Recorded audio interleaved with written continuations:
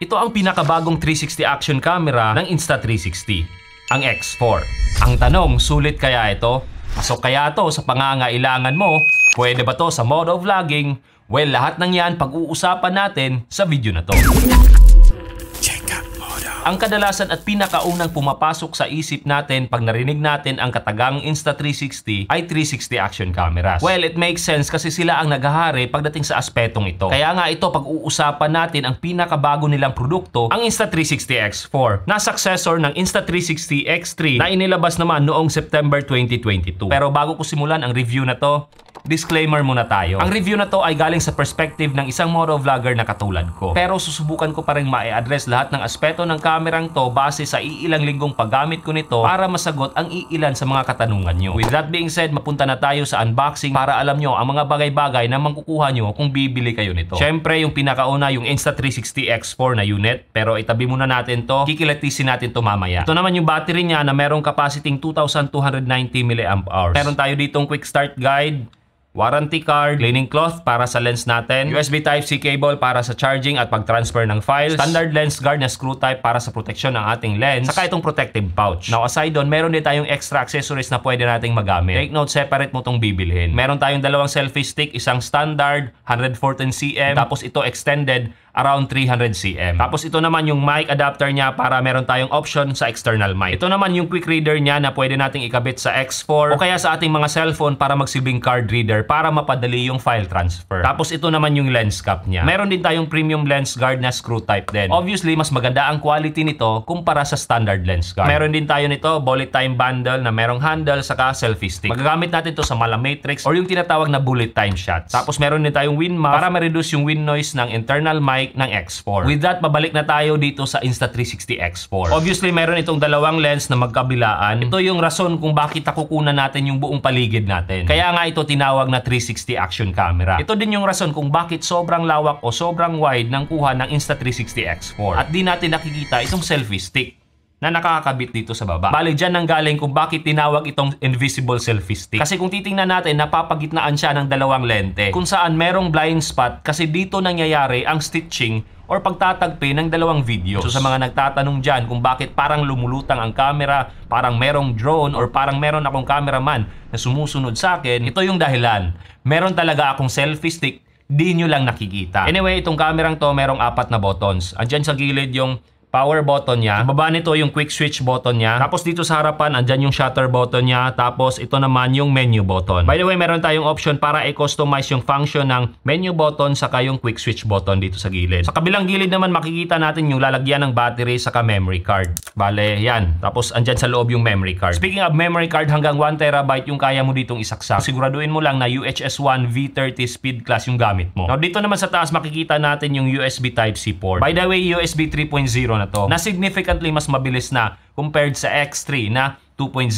pa lang. Dito sa harap makikita natin yung relatively malaking screen niya. Around 2.5 inches to na merong Corning Gorilla Glass protection. Tapos dito sa baba yung 1/4 inch mount niya na standard na mga selfie stick saka tripod. Now, as far as build quality is concerned, solid at maganda ang Insta360 X4. Premium yung material na gamit nila. Kumbaga, ruggedized siya saka ginawa para sa action sports. Now, emphasize ko lang mas mainam na gamitin nyo yung lens guard na provided ng kamerang to para may extra layer of protection kayo pagdating sa mga lente niya. Now, kapansin-pansin sa likod na parang may linya siya. Well, nakakatulong to para mas madali siyang i-grip or hindi siya madulas habang hinahawakan mo. Since build quality na rin yung pinag-uusapan, itong X4 waterproof na rin hanggang 10 meters. Kaya pagdating sa pagmumotor natin, kahit maulan, walang problema. As long as nakasarado yung ports niya o kaya yung battery door niya. Now, speaking of battery, yun nga yung sabi ko kanina, meron siyang 2,290 mAh na battery capacity. Now, base sa test ng Insta360, kaya nitong umabot ng 135 minutes sa 5.7K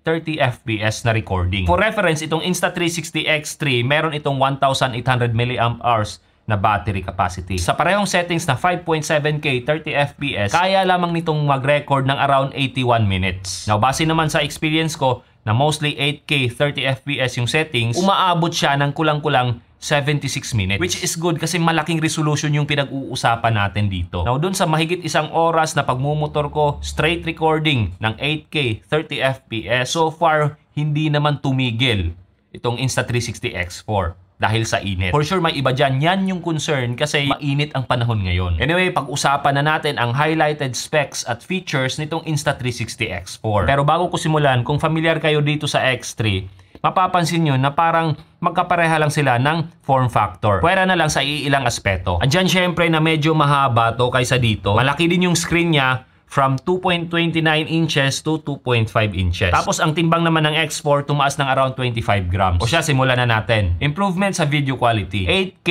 30 FPS na ang maximum resolution nito at frame rate pagdating sa 360 videos. Ito yung matagal na hinihintay ng nakararami dyan. Para mabigyan kayo ng konteksto, ang Insta360X, X2 saka X3, yung maximum resolution lang is around 5.7K 30 FPS. With this improvement, mas maganda ang quality, mas klaro at detalyado yung nakukuha nating videos or recording nito.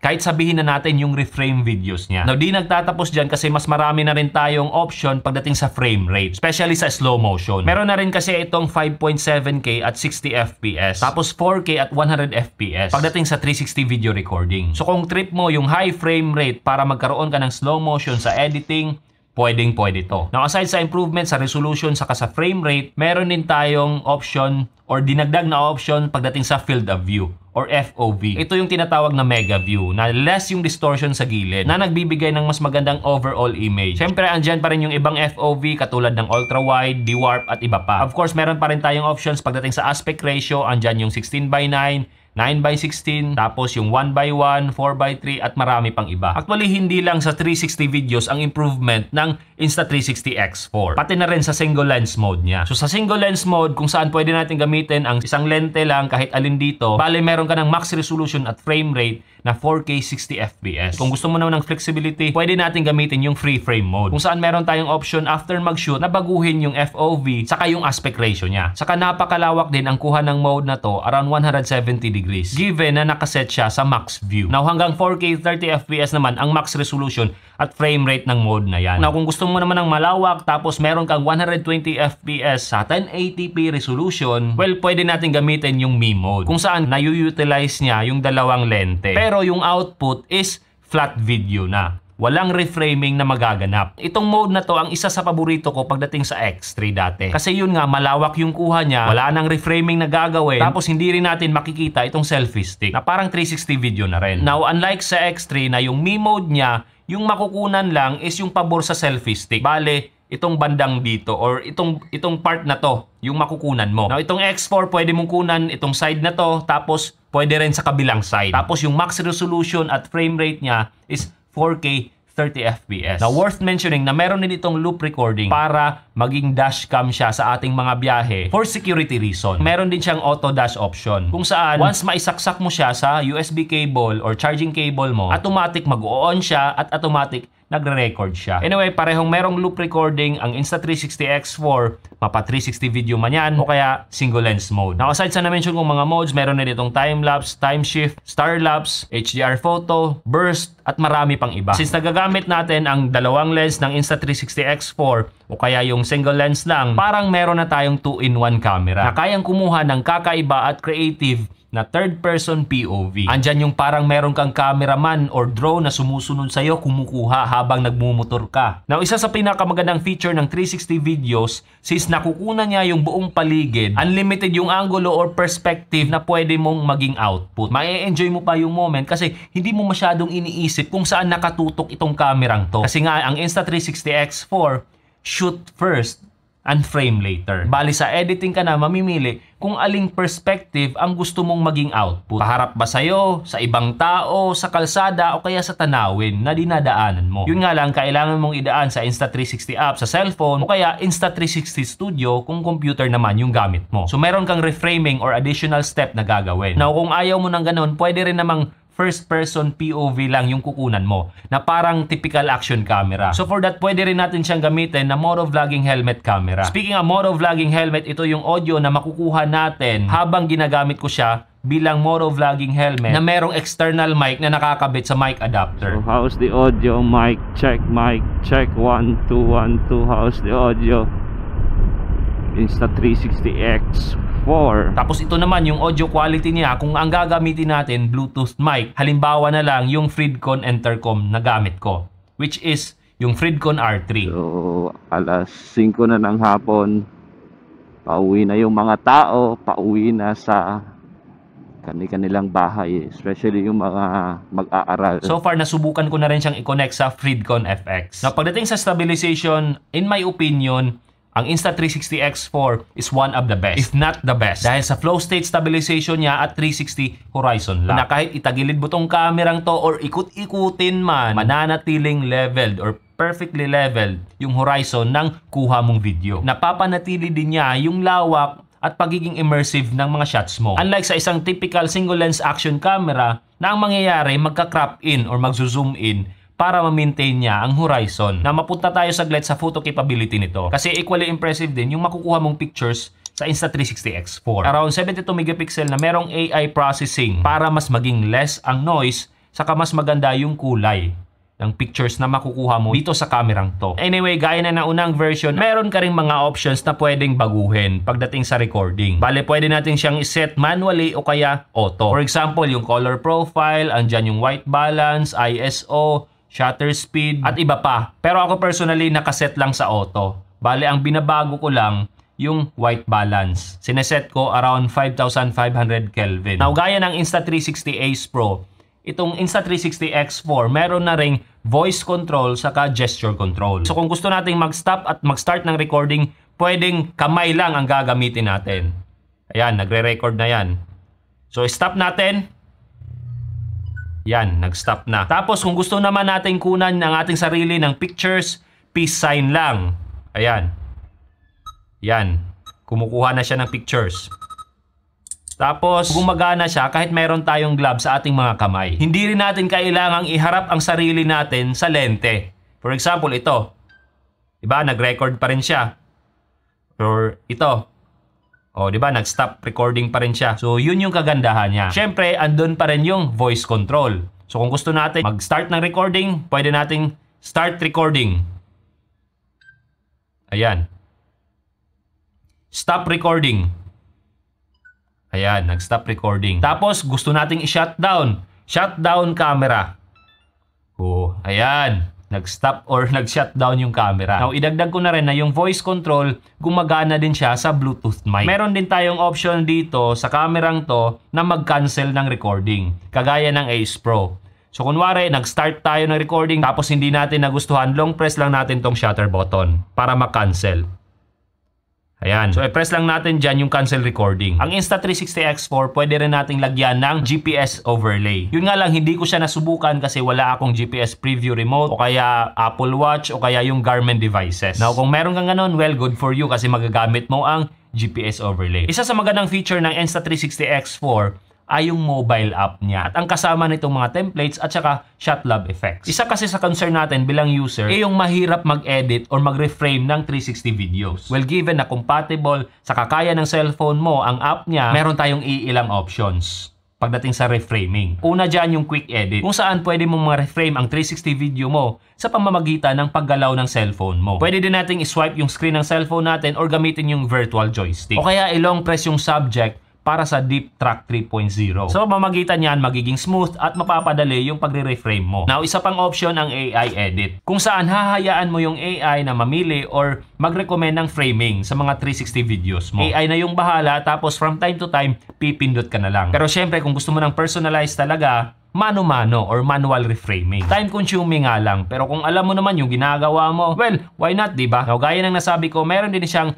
editing templates o mga effects sa ShotLab. Ito yung tipo ng mga shots na pang-hype, katulad ng sky replacement, na pwede mong gawin from time to time, pero wag mo lang abusuhin. Kasi nga, nakakaumay din. Isang effect na magagamit natin pagdating sa pagmumotor para maging cinematic at magmukhang mabilis yung biyahe natin, yung tinatawag na motion ND effect. Bale, magkakaroon ng motion blur ang ating mga shots. Kailangan lang din natin i-adjust ang settings nito. Less is more. Wag mong masyadong itodo. Kasi nagiging unrealistic yung resulta. Saka lastly, pagdating sa mobile app niya, mas mabilis yung wireless transfer niya. Kasi itong Insta360 X4, mas mabilis na rin yung wireless transmission nito kumpara sa naunang mga version. Tapos meron din tayong background downloading option na kahit i-minimize mo yung app, nagko-continuously download yung ating video. Saka isang magandang feature na dinagdag nila, dito sa mismong camera natin, meron na tayong option para mag-transfer ng file. As long as connected na dito yung cellphone natin. Ayan yung icon sa baba, pipindutin na lang natin yan para mag-transfer ng files. Once connected na siya sa cellphone, kahit hindi mo natingnan yung cellphone mo, once na-press mo siya,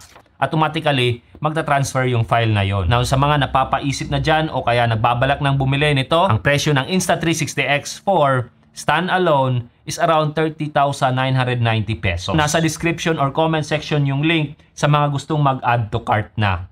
Anyway, with all that being said, ang tanong, bagay kaya ito sa pangangailangan at paggagamitan mo? Well, i-comment nyo yung sagot nyo sa baba. Kasi kung ako yung tatanungin na mahilig sa pagkuha ng videos habang nagmumotor ako at kung meron namang budget para dito, well, oo yung magiging sagot ko. At ito yung mga dahilan ko. Una, reliability. So far so good yung naging experience ko. Never siyang nagloko sa ilang linggong paggamit ko nito. Build quality wise, maganda at premium din. Tapos isang magandang addition din na binigyan tayo ng lens guard para sa proteksyon ng ating mga lente. Pangalawa, yung improvement sa image quality. Talagang nag-level up at masasabi kong hindi na nagkakalayo ang kuha ng Insta360 X4 mapa-reframe video man or single lens mode sa mga typical action camera na mayroong iisang lens lang. Pangatlo, yung versatility at creative shots na nakukuha natin dito sa Insta360 X4. Gaya ng nasabi ko kanina, unlimited yung angulo, immersive at sobrang wide yung kuha. Idagdag mo pa dyan na napakaganda ng stabilization. Pangapat, syempre, since motovlogging yung pinag-uusapan, maganda din yung audio quality niya.